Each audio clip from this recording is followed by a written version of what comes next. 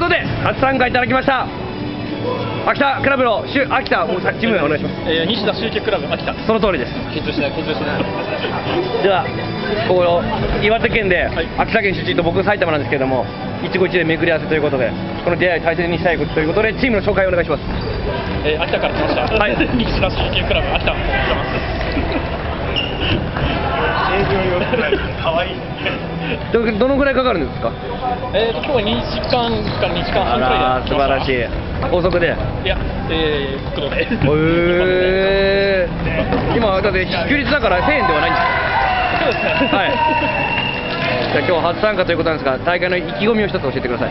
そうですね。今ギリギリで勝ってますので、このままで勝っていきたいと思います。応援してますんで頑張ってくださいね。はい、この黄色のユニフォームとかなんかちょっと意味あるんですか？うちの総選手の代表の趣味です。ありがとうございます。じゃあ応援してますんで頑張ってくださいね。はい、ありがとうございます。皆さん頑張ってくださいよ。ありがとうございます。頑張ってください。ぴったりいただきました。